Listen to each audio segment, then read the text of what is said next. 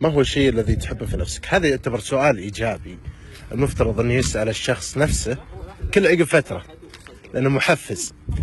هلا أبو سعد، شلومك؟ عساك طيب. يا ربع جاهزين السؤال؟ يقول ما هو الشيء الذي تحبه في نفسك؟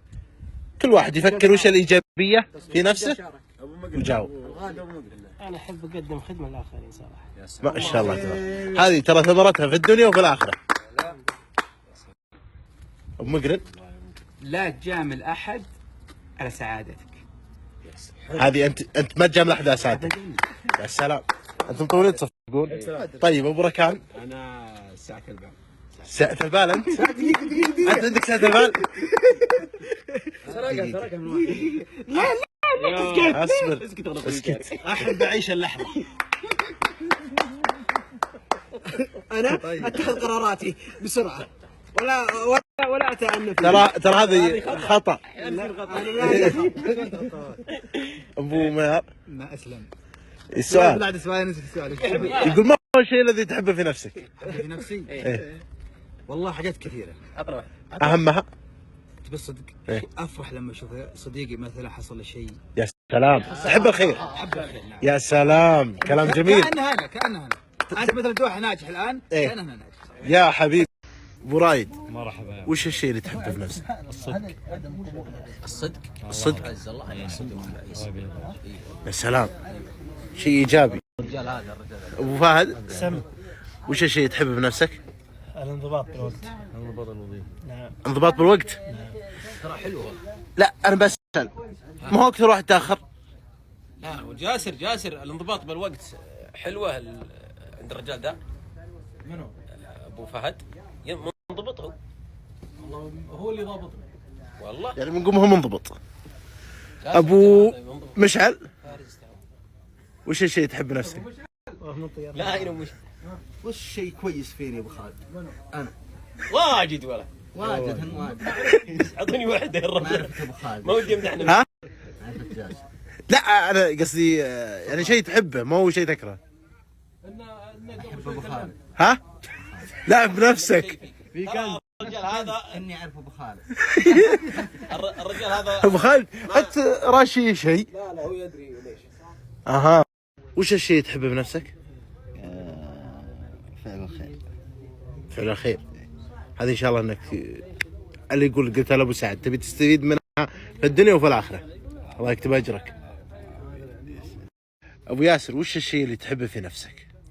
والله ما في شيء محدد، ولكن يمكن في شيء انه غيرته بنفسي وجازري اللي أي. هو ردة الفعل عند المواقف العارضة او الاحداث العارضة او يعني خلال اي يوم، انه دائما الواحد لابد يعطي نفسه مساحة عند اي حدث حتى ما يعطي ردة فعل يندم عليها، سواء سعيدة أو غضب. او غضب او اي شيء، انك انت ما تبدي ردة الفعل السريعة ذي احيانا حتى بالسيارة مثلا، انك دائما هذه اللي انا اشوف اني غيرتها، ويعني زي ما تقول اعطتني حتى ارتياح. يا سلام.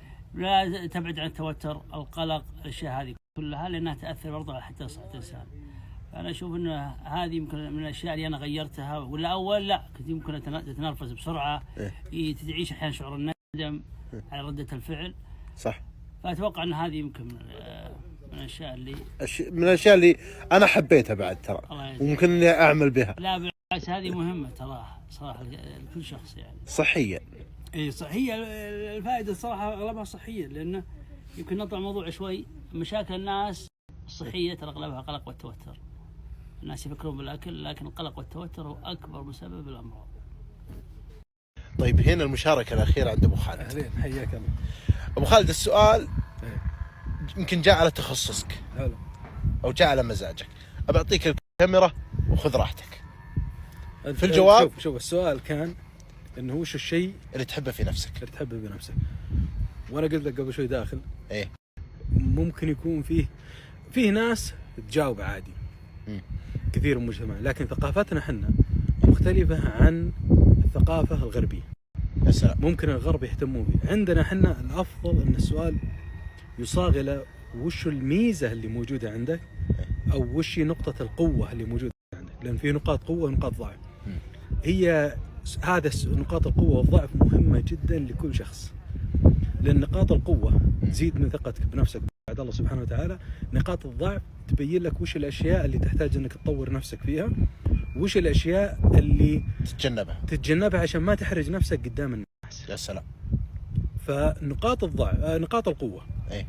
الهوايات، الاهتمامات، هذه أشياء ضروري إن كل شخص يعرفها. لازم الإنسان يعرف وش الأشياء اللي هو متميز فيها. يا سلام. وكيف يستفيد حتى ويحتسب الأجر فيها لما تحسن النية مثلا في مسألة مساعدة غيرك. مثلا على سبيل المثال أنا مثلا مهتم ولا قوي في مجال، مثلا خلينا نقول مثلا مجال علمي أو تخصص معين، أروح أو علم معين أروح أنشره للناس، منها أكسب أجر ومنها أفيد الناس. وزكاة علم ما برضه، ومنها حتى تحس ثقة ومكانة لما تساعد غيرك. يا سلام. فهو بدال ما هو السؤال وش كان؟ وش الشيء تحبه بنفسك؟ تحبه بنفسك، لأن بعض الناس يقول لك حب النفس معناتها غرور، معناتها إنه يشوفه. لا، هي الأفضل إنك تقول وش النقاط القوة أو الشيء المتميز أنت فيه أو تحس إنك جيد فيه. طيب لو سألتك على نفس صياغة السؤال؟ والله إن شاء الله أن أشياء كثيرة، لكن يعني في مجال مثلا التحفيز، أنا من الناس اللي أعشق شيء اسمه تحفيز. في مسألة مثلا إنك تطور من الناس. يا سلام. طبعا تطور من نفسك وبرضه تطور من الناس. في مسألة مثلا مجال اللغة الإنجليزية والتعليم بشكل عام، هذه من الأشياء اللي أنا إن شاء الله إني كويس فيها بإذن الله، وأهتم فيها بزيادة يعني. وأشوف إنها فائدتها كبيرة، لأن الناس لما تتعلم وأنت لما تكون مساعد أو شريك في نجاح شخص وإنجازه تبقى معه طول العمر، لأنك ساعدته بنقطة معينة.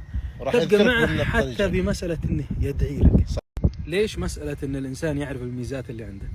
لأن في ناس عاشوا وماتوا عندهم ميزات لكن ما اكتشفوها، ماتت معهم. إيه، فإذا أنت ما حاولت تعرف وش الأشياء اللي أنت متميز فيها، وش الأشياء اللي أنت قوي فيها، وش الأشياء اللي أنت مبدع فيها، وش الهوايات اللي عندك، ممكن ما تكتشف نفسك. بس صح. في ناس لما يحاولون يجدون مثلا الأشياء المميزين فيها يبدعون إبداع عالي. في كتاب جميل اسمه داي امتي، بمعنى موت فارغة، فكان من ضمنه أنه أكثر أو أغنى أرض موجودة هي المقابر، لأن فيها عقول وفيها علم، بس في ناس ماتوا ومات العلم.